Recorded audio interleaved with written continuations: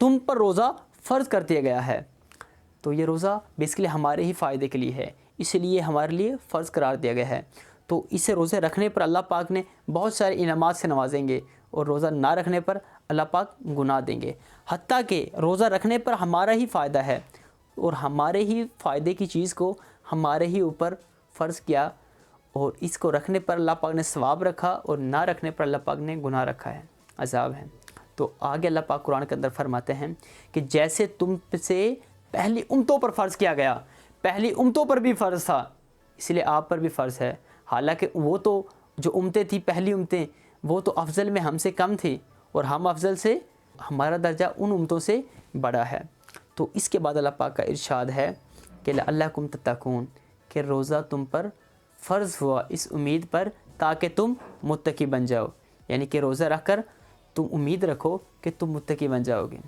یہ نہیں فرمایا یہاں پہ کہ تم متقی بن گئے، نہیں، امید رکھو، متقی بننے کی امید رکھو، یقین رکھو۔ تو بڑائی کا خاتمہ اللہ پاک نے اس میں کر دیا ہے۔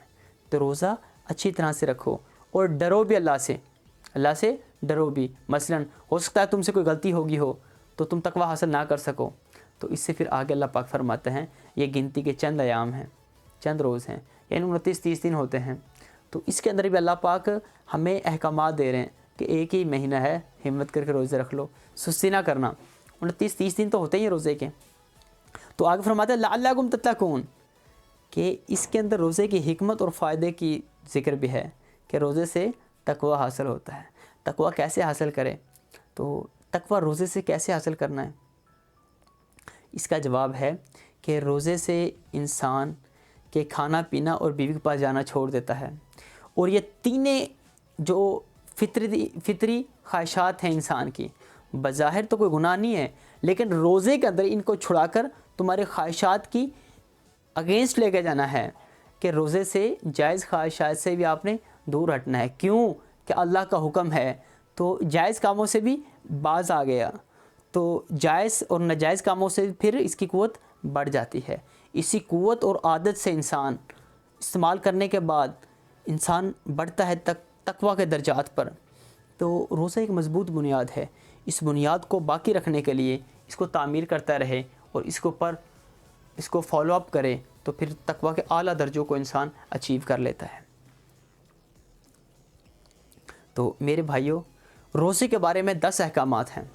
نمبر 1، صبح صادق سے لے کے اور سورج غروب ہونے کے درمیان روزے کی نیت سے کھانا پینا اور میاں بیوی کے خاص تعلق کو چھوڑ دینا روزہ ہے، اور رمضان کے روزے ہر عاقل اور بالغ پر فرض کر دیے گئے ہیں۔ اور نمبر 2، زبان سے نیت کرنا ضروری نہیں ہے، دل کے اندر آپ نیت کر لیں تو آپ کا روزہ ہو گیا۔ مثلا رمضان کے روزے کے لیے اتنی نیت کرنا کافی ہے کہ آج میرا روزہ ہے، بس آپ کا روزہ ہے، تو سحری کرتے وقت یہ نیت کر لینی چاہیے۔ اور نمبر 3، کہ سحری کا وقت صبح صادق سے پہلے ہے، صبح صادق کا طلوع ہونے سے بعد کھانا پینا درست نہیں ہے۔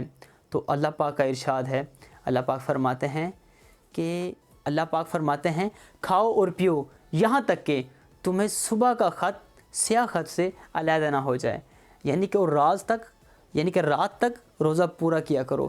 یعنی کہ صبح کا خط معلوم ہونے کا مطلب ہے کہ صبح کا، اور حدیث کے اندر ہے کہ جب اذان ہو اور برتن تمہارے ہاتھ میں ہو تو تم نہ رکھو اسے جب تک کہ تم مکمل نہ کر لو، یعنی کہ اس کو کھا نہ لو۔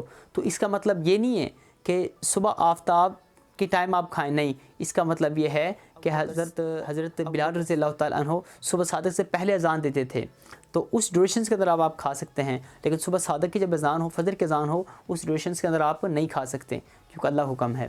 اور سحری کھانا سنت ہے، اگر بھوک نہ ہو تو کچھ کھجوریں کھا لیں یا کچھ پانی ہی پی لیں۔ رسول اللہ صلی اللہ علیہ وسلم کا ارشاد ہے کہ اللہ تعالیٰ اور اللہ تعالیٰ کے فرشتے سحری کرنے والوں پر رحمت فرماتے ہیں۔ تو ایک اور روایت کے اندر سحری کا کھانا برکت والا کھانا ہے، یہ مبارک کھانا ہے۔ اور ایک اور روایت کے اندر ہے کہ کھجور کھانا مومن کی ایک اچھی سحری ہے، تو اس کے اندر ہم نے کھجور بھی شامل کرنی چاہیے۔ اگر سحری کھانے کے لیے آنکھ نہیں کھلی اور سحری چھوٹ گئی تو اس کے ڈیوریشن میں بھی آپ نے روزہ رکھنا ہے، یہ نہیں کہ سحری چھوٹ گئی تو سحری نہیں کہ میں روزہ نہیں رکھوں، نہیں، روزہ آپ نے رکھنا ہے۔ اور نمبر 6، کھجور سے روزہ افطار کرنا بہتر ہے، یا کوئی بھی میٹھی چیز سے۔ یہ نہیں کہ موسٹلی ایک روایت ہے کہ جی آپ نمک سے روزہ کینکری سے افطار کر لیں، نہیں، یہ بہتر نہیں ہے۔ سحری کو آخر وقت کے اندر کھانا بہتر ہے، لیکن شرط یہ ہے کہ صبح صادق سے پہلے اس کو کھا لینا چاہیے، لیکن صبح غروب ہونے کے بعد جلدی افطاری کرنا افضل ہے۔ اس کا بہترین طریقہ یہ ہے کہ اپنی جو گھڑی ہے اس کو معیاری وقت کے اندر آپ رکھیں، یا کوئی بھی جو آپ کا نزدیکی جو اچھا کیلنڈر ہے، اتھینٹک ہے، اس کے مطابق آپ سیٹ کر لیں۔ سحری آپ 2-3 منٹ پہلے ختم کر دیں، اور افطاری 1-2 منٹ افطاری کے اندر مشغول ہو کے مغرب کی نماز ہی فوت کر دینا، یہ درست نہیں ہے۔ نہیں، اس قدر کھائیں کہ مغرب کی نماز آپ مسجد کے اندر جا کے تکبیر اولیٰ کے ساتھ آپ پہنچ جائیں۔ تو تکبیر اولیٰ جب امام کو اللہ اکبر، تو آپ نے بھی اللہ اکبر کہنا ہے، یعنی اس کے بس وہ اللہ اکبر کہے تو آپ نے ہاتھ اٹھا دینا، اللہ اکبر کہہ دینے ہیں۔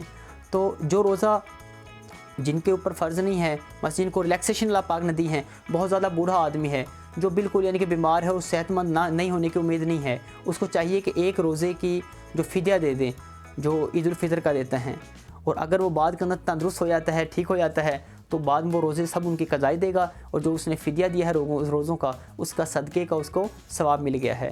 اور نمبر 10، نبی اکرم صلی اللہ علیہ وسلم افطاری کے وقت یہ دعا پڑھتے تھے، تو اس کا ترجمہ ہے: پیاس بجھ گئی اور رگیں تر ہو گئیں اور اجر ثابت ہو گیا انشاءاللہ۔ اور دوسری دعا پڑھنا بھی درست ہے جو آپ صلی اللہ علیہ وسلم پڑھتے تھے: یا اللہ، میں نے تیرے لیے روزہ رکھا اور تیری رزق سے میں نے افطار کیا۔